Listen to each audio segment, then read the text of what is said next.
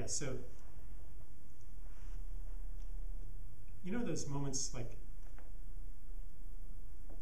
listening to music like this, or having some other like spiritual experience, as they're called, and seeing the whole world through different eyes. Things that were so complicated seem really simple, and things that felt impossible, situations that felt impossible,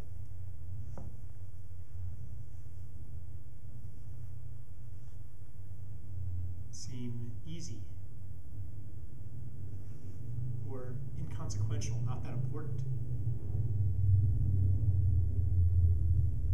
And then, and it's clear, it's crystal clear that there's a dimension of life that is realer, more real than the life we're usually in. And at those moments, it's clear and obvious. And why you think, why was I so caught up in this whole drama? Why was I so lost? Why was I overwhelmed? Why was I in despair? When it's all so clear, that only love is real. There's maybe that would be the words you put on it. And then, what happens to me is then I'll go back to my world, and over time, like for a while, I'll still be in that state. And then, over time, it begins to fade, and I have to actually struggle to stay in it, remind myself, and I can, for a while, I can remind myself, keep myself somewhat in that, but it becomes more and more of a struggle, and eventually I realize that I'm fooling myself, that I'm not in that state at all, and it becomes a memory, and eventually it becomes like, did that even really happen? Was I maybe deluding myself, or at best was that just some temporary altered state of consciousness? And by saying it's an altered state of consciousness, you're saying altered from normal, altered from real.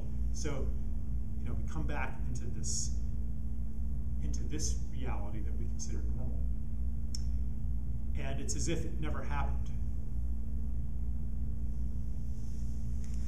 So there's this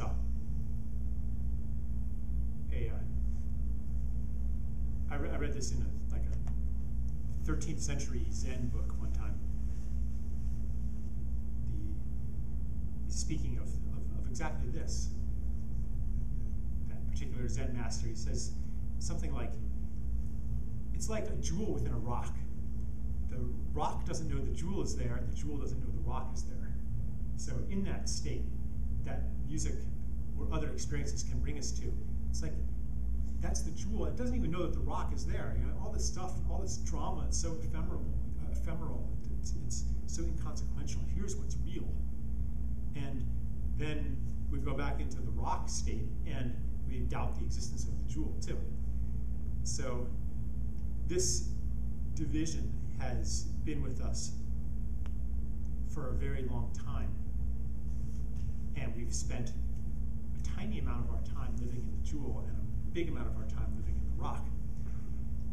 And the change that's happening now on the planet and in our lives, it's not that we're going to start living in the jewel all the time. It's that the jewel and the rock are fusing. They're coming together. And this division is being healed, the division between spirit and matter.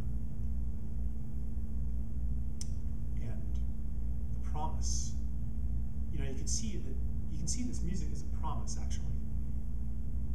It is a communication of what's real, of a spirit that's supposed to infuse life. And the promise is being redeemed now. It's coming into redemption in our time. for that to happen, this old normal that we keep coming back to has to fall apart so that we have nothing to go back to. Maybe some of you have experienced that in your life, when the world falls apart. And you can't go back. And so you have to inhabit a new world. That's what's happening now on the planet. It hasn't quite happened yet.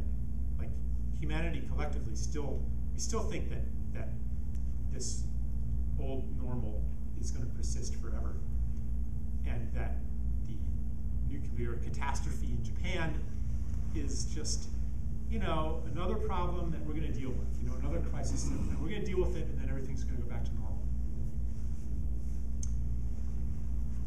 And these crises, and that's what happened with the Gulf spill, for example.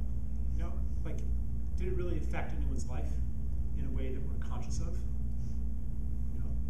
Maybe the price of shrimp went up by 10 cents a pound.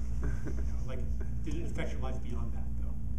Not in a way that we're aware of, but in ways that are invisible to us. It did affect our lives. Everything that's happened in the Gulf of Mexico we carry as a wound. And only by cutting off that part of ourselves and not feeling it can we maintain the world as we know it. And so we went back to normal, and then, or tried to. And now this is happening in Japan, which is 10 times or 100 times worse than the Gulf of Mexico oil spill. I can't predict how it's going to end, but it's not looking good. I didn't look at the news today, but last news I read was not very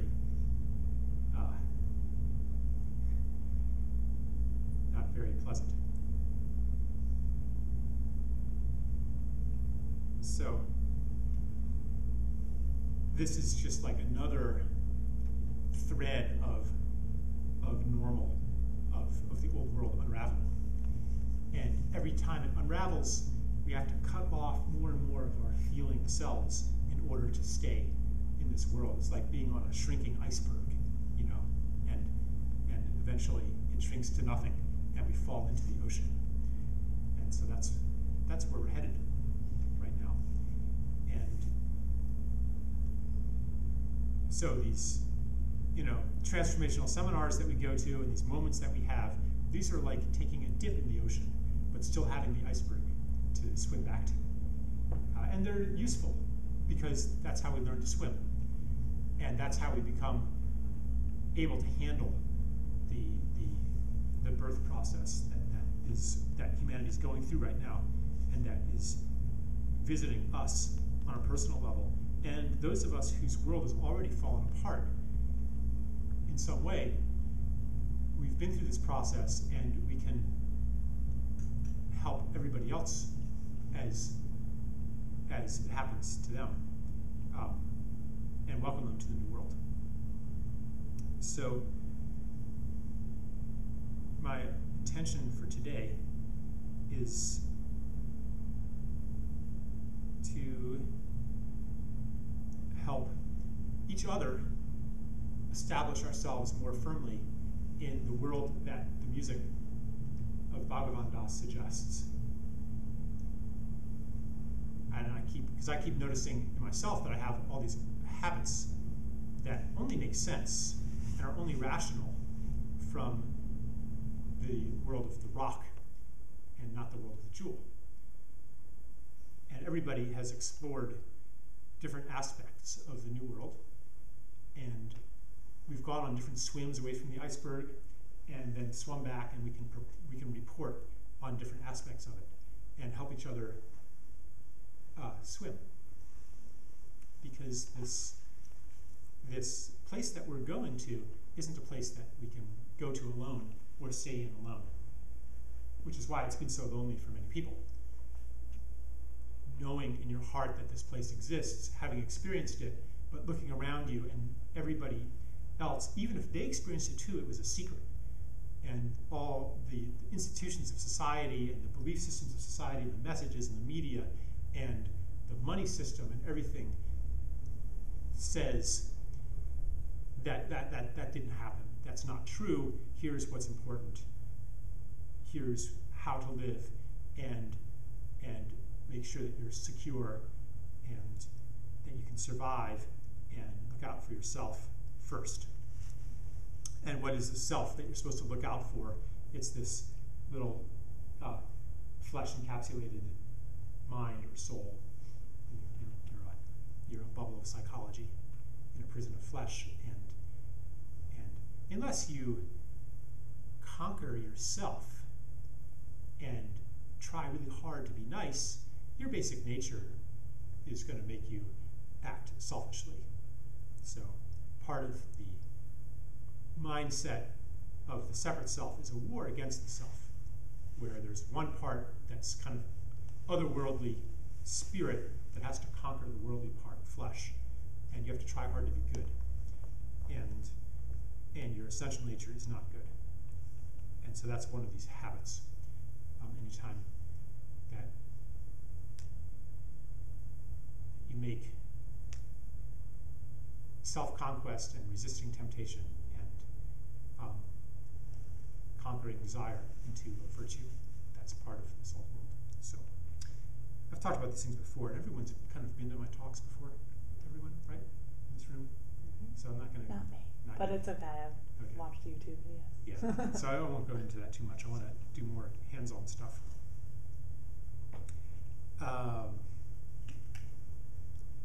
Yeah. So let's just go around and introduce names.